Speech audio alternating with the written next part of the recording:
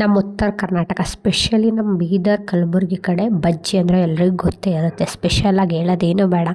ಈ winter season start ಆಯಿತು ಅಂದರೆ ಅವರೆಕಾಳು ಬರೋಕ್ಕೆ ಸ್ಟಾರ್ಟ್ ಆದರೆ ಮುಗೀತು. ಮನೇಲಿ ಪ್ರತಿಯೊಬ್ಬರ ಮನೇಲೂ ರೊಟ್ಟಿ ಜೊತೆ ಬಜ್ಜಿ ಇದ್ದೇ ಇರುತ್ತೆ. ಯಾರೆಲ್ಲ ಬೀದರ್ ಕಡೆ ಯಾರು ನೋಡ್ತಿದ್ರೆ ವೀಡಿಯೋಕ್ಕೆ ಒಂದು ಕಮೆಂಟ್ ಹಾಕಿ ನೋಡೋಣ.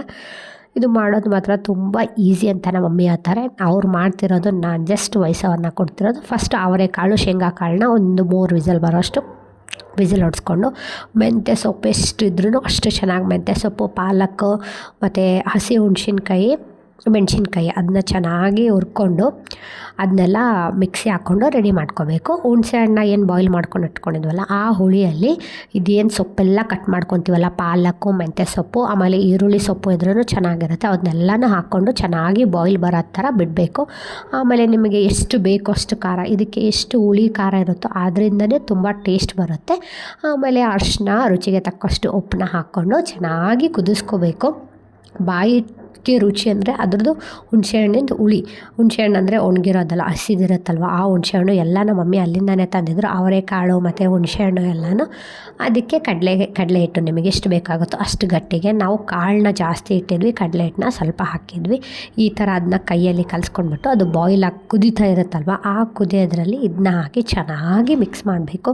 ಎಷ್ಟು ಮಿಕ್ಸ್ ಮಾಡಬೇಕು ಅಂದರೆ ನಿಮ್ಮ ಕೈ ನಾವೇ ಬಂದೋಗಿರಬೇಕು, ಅಷ್ಟು ಚೆನ್ನಾಗಿ ಮಿಕ್ಸ್ ಮಾಡಬೇಕು. ನಾವು ಎಷ್ಟೆಲ್ಲ ಸೊಪ್ಪು ಹಾಕಿದ್ವಿ ನೋಡಿ, ಅದು ಬಾಯ್ಲ್ ಆಗಿ ಇಷ್ಟೇ ಆಗಿರೋದು. ಅದಾದಮೇಲೆ ನಾವು ಫಸ್ಟೇ ಕುದಿಸ್ಕೊಂಡು ಇಟ್ಕೊಂಡಿದ್ವಲ್ಲ ಅವರೆಕಾಳು ಮತ್ತು ಶೇಂಗಾಕಾಳು, ಅದನ್ನು ಇದರಲ್ಲಿ ಹಾಕ್ತಾರೆ. ಹಾಕೋರು ಕ್ಯಾರೆಟು ಹಾಕ್ತಾರೆ. ನಿಮಗೆ ಯಾವ್ಯಾವ ವೆಜಿಟೇಬಲ್ಸ್ ಬೇಕು ಅದನ್ನ ಆ್ಯಡ್ ಮಾಡ್ಬೋದು. ನಮ್ಮ ಮಾತ್ರ ಕಾಳೇ ತುಂಬ ಜಾಸ್ತಿ ಇದೆ, ಏನೂ ಆ್ಯಡ್ ಮಾಡೋದು ಬೇಡ ಅಂತಂದೇಳಿ ಅದನ್ನು ಮಾತ್ರ ಹಾಕ್ಕೊಂಡು ಚೆನ್ನಾಗಿ ಕೈ ಆಡಿಸ್ಕೋಬೇಕು. ಈ ಟೈಮಲ್ಲಿ ಕೈ ಆಡಿಸಿದ ಮೇಲೆ ನೀವು ಟೇಸ್ಟ್ ನೋಡ್ತೀನ ಅಂದರೆ ಟೇಸ್ಟ್ ನೋಡ್ಬೋದು, ಗೊತ್ತಾಗುತ್ತೆ. ಉಪ್ಪು ಖಾರ ಏನಾದರೂ ಕಡಿಮೆ ಇದ್ದರೆ ಈ ಟೈಮಲ್ಲಿ ನೀವು ಆ್ಯಡ್ ಮಾಡ್ಬೋದು. ನೋಡಿ ನಮ್ಮ ತಾಯಿ ಮಗಳು ಮಾತು. ಏನು ಸ್ಪೆಷಲ್ ಇವತ್ತು? ಬಜ್ಜಿ ರೊಟ್ಟಿ. ನಮ್ಮ ಉತ್ತರ ಕರ್ನಾಟಕ ಸ್ಪೆಷಲ್. ಹಾಂ, ನಮ್ಮ ಬೀದರ್ ಸ್ಪೆಷಲ್ ಬಜ್ಜಿ. ಇದಕ್ಕೆ ಮೇಲಿಂದ ತಡ್ಕ ಕೊಟ್ಟರೆ ತುಂಬ ಚೆನ್ನಾಗಿರುತ್ತೆ. ಫಸ್ಟೇ ಹಾಕ್ತಾರೆ, ಬಟ್ ನಮ್ಮ ಮಮ್ಮಿ ಮೇಲಿಂದ ಹಾಕ್ತಾರೆ, ಸಖತ್ತಾಗಿರುತ್ತೆ ಟೇಸ್ಟ್. ಅದಕ್ಕೇನಿಲ್ಲ, ಆಯಿಲಿಗೆ ಸಾಸಿವೆ ಜೀರಿಗೆ ಹಾಕಿ ಅದಕ್ಕೆ ಚಟಪಟ ಅನ್ನೋಷ್ಟು ಬಿಟ್ಟು ಆಮೇಲೆ ಕರಿಬೇವು ಸೊಪ್ಪು, ನಿಮಗೆ ಎಷ್ಟು ಬೇಕಾಗುತ್ತೋ ಅಷ್ಟು ಬೆಳ್ಳುಳ್ಳಿ, ಬೆಳ್ಳುಳ್ಳಿ ಎರಡನ್ನೂ ಜಜ್ಜಿಕೊಂಡು ಯೂಸ್ ಮಾಡ್ಬೋದು. ಪೇಸ್ಟ್ ಹಾಕಿದರೆ ಚೆನ್ನಾಗಿರಲ್ಲ, ಬೆಳ್ಳುಳ್ಳಿ ಮಾತ್ರ ಈ ಥರ ಜಜ್ಜಿ ಹಾಕಿದ್ರೇ ಬಾಯಿಗೆ ಬರ್ತಿದ್ರೆ ಆ ಸ್ಮೆಲ್ಲಿಗೆ ಸಖತ್ತಾಗಿರುತ್ತೆ.